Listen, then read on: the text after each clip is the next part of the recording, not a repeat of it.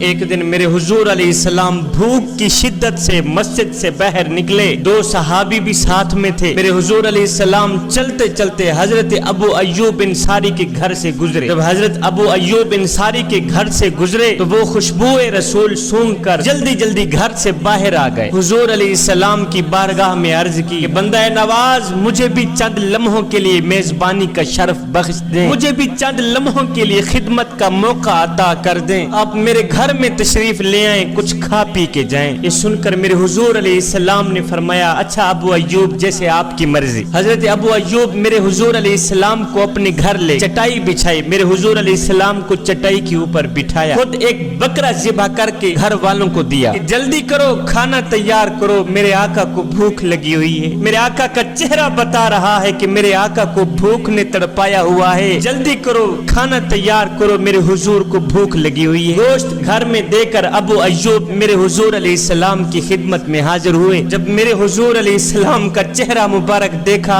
تو ابو ایوب کو معلوم ہوا کہ میرے حضور علیہ السلام کو بھوک لگی ہوئی ہے۔ حضور کا چہرہ بتا رہا ہے کہ حضور علیہ السلام نے 3 دن سے کچھ نہیں کھایا۔ جلدی واپس گئے، کھجوروں کا ایک خوشہ لے کے آئے، کہنے لگے حضور بندہ نواز کھانا پکنے میں دیر ہے، کھانا آنے تک آپ کھجوریں تناول فرمائیں۔ باتوں باتوں میں میرے حضور علیہ السلام کھجوریں تناول فرمانے لگے۔ پھر تھوڑی دیر کے بعد جب کھانا دسترخوان پہ لگ گیا تو کھانا دیکھ کر میرے حضور علیہ السلام کی آنکھیں چھم چھم برسنے لگ گئیں۔ میرے حضور علیہ السلام نے ایک روٹی پکڑی، اس کے اوپر 2 بوٹیاں رکھی، غلام کے ہاتھ میں دیتے ہوئے فرمایا غلام جاؤ میری فاطمہ 2 دن سے بھوکی ہے، جاؤ میری فاطمہ کو روٹی دے کے آؤ، میری فاطمہ نے 2 دن سے کچھ نہیں کھایا، پہلے جاؤ میری فاطمہ کو روٹی دے کے آؤ پھر میں کھاتا ہوں۔ مہینہ مہینہ گھر میں چولہا نہیں جلتا تھا، مہینہ مہینہ گھر میں کھانا نہیں پکتا تھا، لیکن اس کے باوجود بھی زبان پر کبھی شکوہ نہیں آیا تھا، زبان پر کبھی ناشکری کے الفاظ نہیں آئے تھے۔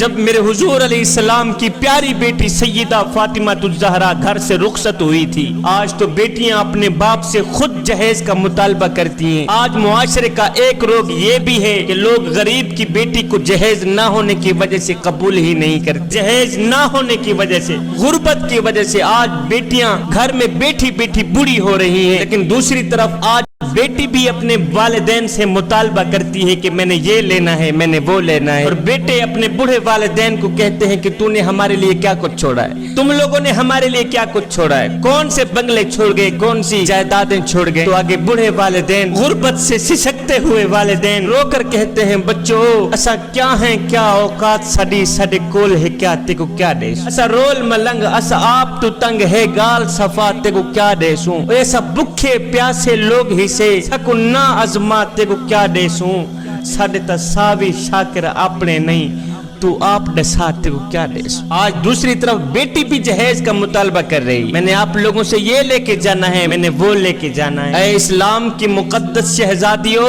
اس منظر کو دیکھو کہ جب دونوں جہانوں کے مالک حضرت محمد مصطفیٰ صلی اللہ علیہ وسلم کی پیاری بیٹی سیدہ فاطمہ الزہرا کی شادی ہوئی تھی، جب آپ گھر سے رخصت ہوئی تھی، پتہ ہے جہیز میں کیا تھا؟ ایک مشکیزہ تھا، ایک چکی تھی اور ایک کھجوروں سے بنی چٹائی تھی۔ یہ ہے ان کا اثاثہ، یہ ہے ان کا جہیز، یہ ہے ان کا سامان جو لے کے حضرت سیدہ فاطمہ الزہرا حضرت علی المرتضی شیر خدا کے گھر گئیں۔ سیدہ فاطمہ الزہرا کی شادی کے بعد حضرت سیدنا علی المرتضی شیر خدا کے گھر جا کر بھی چکی پیس پیس کے گزر اوقات کی جا رہی، مشکیزہ کندھے پہ اٹھا اٹھا کے نشان پڑ گئے، چکی پیس پیس کے ہاتھوں پر چھالے پڑ گئے، سارا دن چکی پیستی، جب رات کو سکون کرنے کی باری آتی تو سیدہ فاطمہ الزہرا سوتی نہیں تھی، مصلی بچھا کے ساری رات اللہ کی عبادت میں مشغول ہو جاتی۔ آج کی عورت کہتی ہے میرے گھر کے کام کاج بڑے ہیں، میں نے یہ کرنا ہوتا ہے، میں نے وہ کرنا ہوتا ہے، میرے پاس وقت ہی نہیں نماز پڑھنے کا۔ میری بہن آؤ سیدہ فاطمہ الزہرا کی چوکھٹ پہ آؤ، پیارے بیٹے حسنین کریمین کی تربیت بھی ہو رہی ہے اور اپنے سرتاج حضرت سیدنا مولا علی کی خدمت بھی ہو رہی ہے، چکی پیس پیس کے آٹا بھی تیار ہو رہا ہے، مہمانوں کو کھانے بھی بھیجے جا رہے ہیں، اور جب رات پڑتی ہے سارا دن کام کرنے والی سیدہ فاطمہ الزہرا سوتی نہیں نہیں ہے. جب رات پڑتی ہے, جب سونے کا وقت آتا ہے تو مصلی بچھا لیتی ہے, ساری رات مصلی پہ سجدے پہ گزار دیتی ہے. عرض کرتی ہے میرے مالک تیری راتیں اتنی چھوٹی ہیں کہ تیری بندی کا ذوق بندگی ہی پورا نہیں ہوتا. میرے مالک ابھی ایک سجدہ کرتی ہوں تیری رات ختم ہو جاتی ہے. میرے مالک ایک رات تو اتنی بڑی بنا دے کہ تیری بندی جی بھر کے تجھے سجدہ تو کر لے. ہائے یہ ہے سیدہ فاطمہ الزہرا کی عبادت, یہ ہے سیدہ فاطمہ الزہرا کے شب و روز. اللہ کے حضور سارا دن روزے میں اور ساری رات مصلی پہ گزار دیتی ہیں. ایک دن سیدنا علی المرتضی شیر خدا اپنے گھر میں آئے تو دیکھا سیدہ فاطمہ الزہرا کے ہاتھوں پہ چھالے پڑ گئے.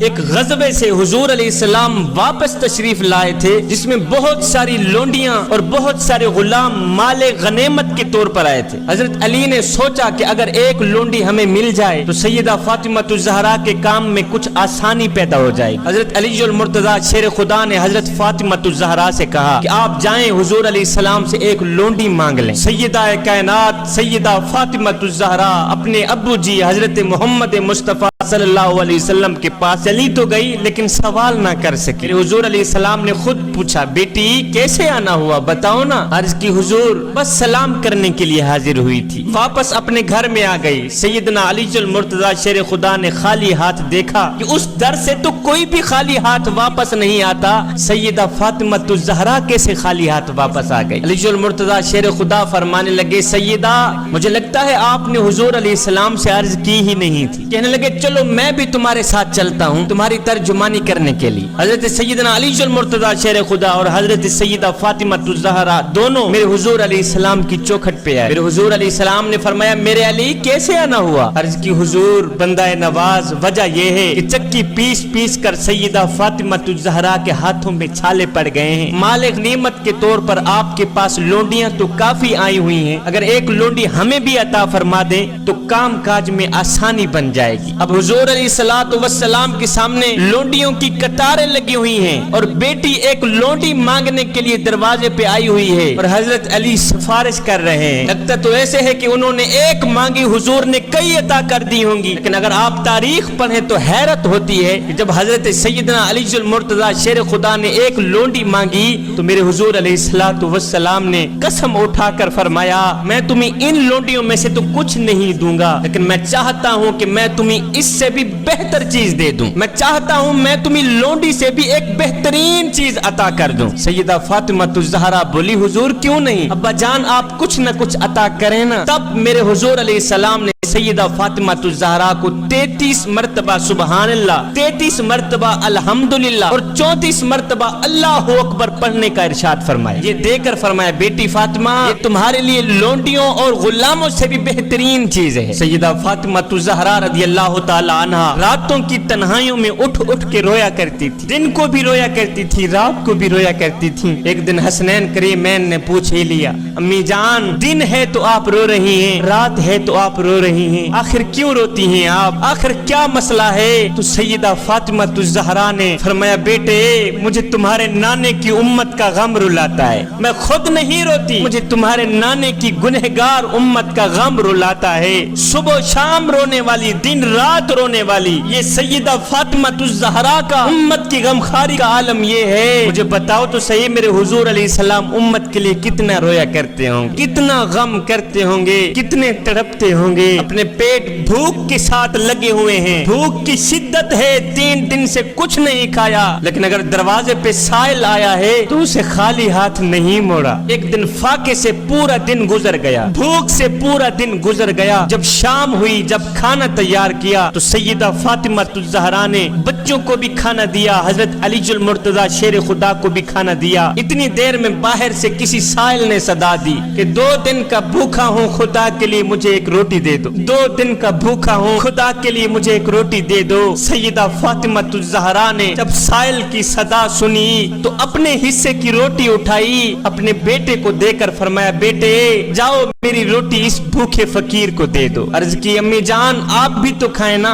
आप भी तो एक दिन की भूखी हैं। ये सुनकर सैयदा फातिमा ज़हरा ने फरमाया, बेटे मैं एक दिन की भूखी हूँ, मगर मेरे नबी का उम्मती 2 दिन से भूखा है। पहले जाओ 2 दिन से भूखे शख्स को ये रोटी दे के आओ। मैं तो एक दिन की भूखी हूँ, जबकि साइल ने, फकीर ने, मांगने वाले ने 2 दिन से कुछ नहीं खाया। जाओ मेरी रोटी पहले उसे दे के आओ। है अपना पेट काट काट के लोगों तक पहुंचाते रहे। सैयदा फातिमा ज़हरा ने जो लिबास पहना हुआ था उसे 12 पेबंद लगे हुए थे। मेरे नबी की प्यारी बेटी सैयदा फातिमा ज़हरा को जिस रूप में भी देखो आप बेमिसल और बेमिसाल नजर आती हैं।